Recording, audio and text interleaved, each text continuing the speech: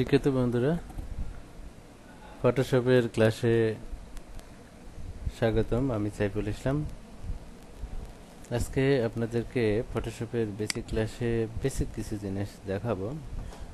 ফটোশপের এর আগের ক্লাসে আমরা যেগুলো দেখেছিলাম একটু জেনে নিই।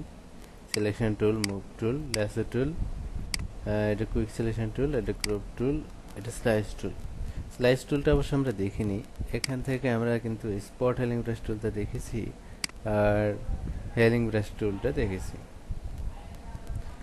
আজকে আপনাদেরকে আমি ব্রাশ টুল সম্বন্ধে কিছুটা ধারণা দেব।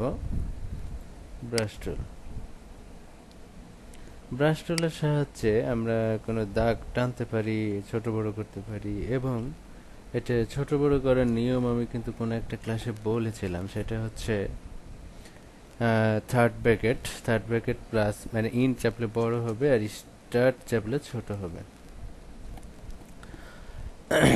আপনি যদি থার্ড ব্র্যাকেটের ইন চাপেন তাহলে ব্রাশটা, মানে ব্রাশের যে বৃত্তটা সেটা বড় হবে, আর যদি ইন স্টার্ট চাপেন তাহলে ছোট হবে। অবশ্যই বুঝছেন, যেমন যে এই যে ব্রাশ নিলাম, আমি বড় করবো, যে বৃত্তটা দেখা যাচ্ছে এটা আমি বড় করব। তাহলে কি করলাম? থার্ড ব্র্যাকেট চাপলাম। অথবা আপনি আরেক জায়গা থেকে এটা কিন্তু বড় করতে পারেন। যেমন এইখান থেকে এখানে কি লেখা আছে, মাস্টার ডায়ামিটার। এইখান থেকে আপনি যত বড় দিবেন, এত বড় হয়েছে যে দেখেন আপনার এরিয়ার বাইরে চলে গেছে। বুঝতে পারছেন নিশ্চয়ই। তো এখানে সাইজ বলে দিবেন, যেমন 131 হলে এরকম। এইখানে একটা অসামঞ্জস্যটা আমারও মনে হয় যে 215 মনে করেন এই পর্যন্ত, আর একটুক জায়গায় দেখেন কত পার হয়ে যায়, 2500।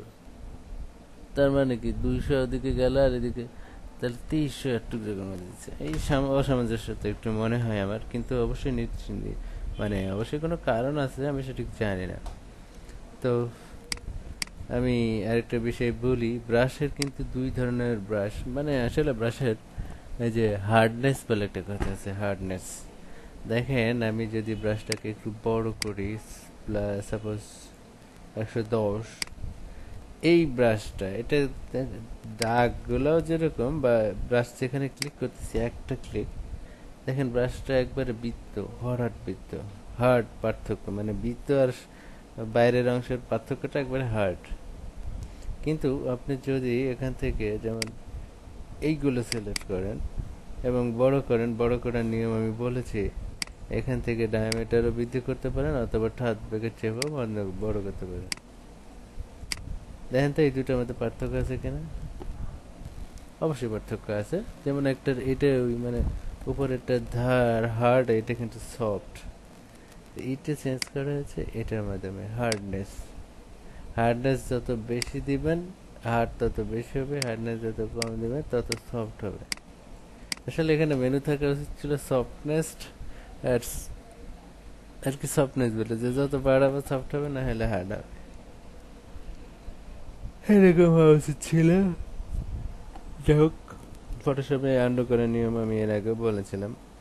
কন্ট্রোল অল্টার জেড, এগুলো সিলেক্ট করি, ডিলিট চাপলাম। এই জিনিসটা আপনাদের নিজে করার সময় কিন্তু ভুল, মানে এইরকম নাও হইতে পারে। যেমন ডিলিট বাটন যদি কোনো অংশ সিলেক্ট করে, আর লেয়ার সম্বন্ধে ধারণা আমি আপনাদেরকে আগামী ক্লাসে দেব। আর লেয়ার কিন্তু অনেক গুরুত্বপূর্ণ একটা বিষয়।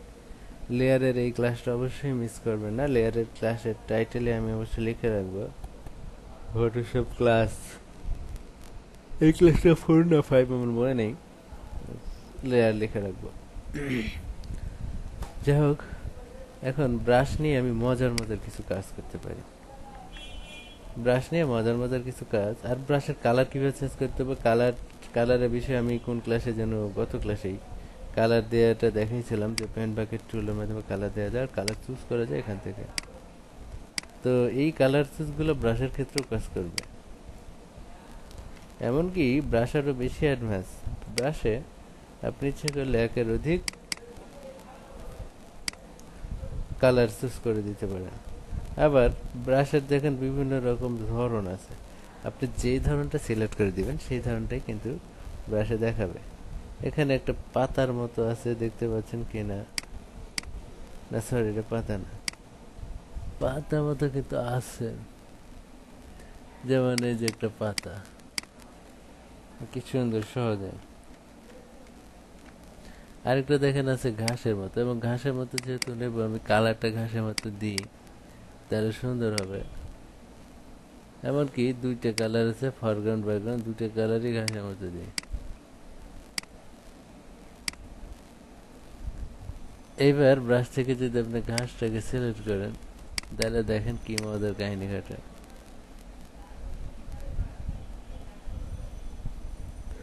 ঘাস হয়েছে কিনা কন? অবশ্যই। আর মনে হচ্ছে ঘাস না, পাকা মানে ধান, ধানের মধ্যে দুই একটা পাতা একটু একটু পেকে গেছে এইরকম। আপনি ইচ্ছে করলে অন্য কালারও দিতে পারেন, তবে ঘাসের কালার এই কালার ছাড়া কোনোদিনই ভালো লাগবে না, বিদঘুটে লাগবে। আবার অনেক মানে পুরোটা এরকম হলে হয়তো ভালো লাগতেও পারে, যে রে মা এই কালারেরও ঘাস আছে, এই হিসেবে ভালো লাগতে পারে, কিন্তু অরিজিনালি ভালো লাগতেছে ওইটা। ব্রাশ নিয়ে অনেক মজার মজার ক্লাস করা যায়, অনেক মজার মজার করা প্রজেক্ট বানানো যায়। আমি ঘাসেরটা দেখালাম। আরেকটা জিনিস, ব্রাশের এটা দেখানোটা এখন উচিত হবে না, কারণ আপনারা বেসিক।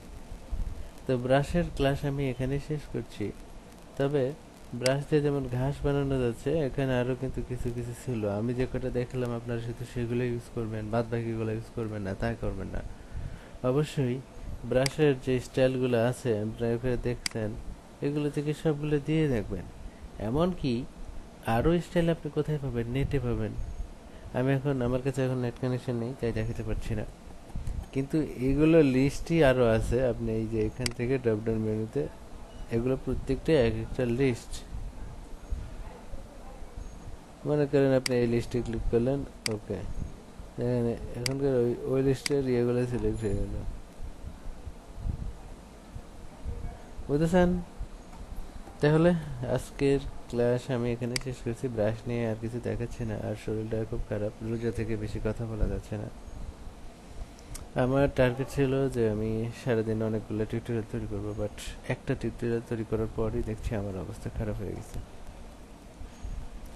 আর সবচেয়ে বড় কথা হচ্ছে নামাজের টাইম হয়ে যাবে, তার আগে একটু রেস্ট করে নিই। আর এই ফাউন্ডেশনের এই ক্লাসটা ধৈর্য সহকারে শোনার জন্য সবাইকে ধন্যবাদ। আমি সাইফুল ইসলাম আজকের মতো বিদায় নিচ্ছি। ধন্যবাদ সবাইকে।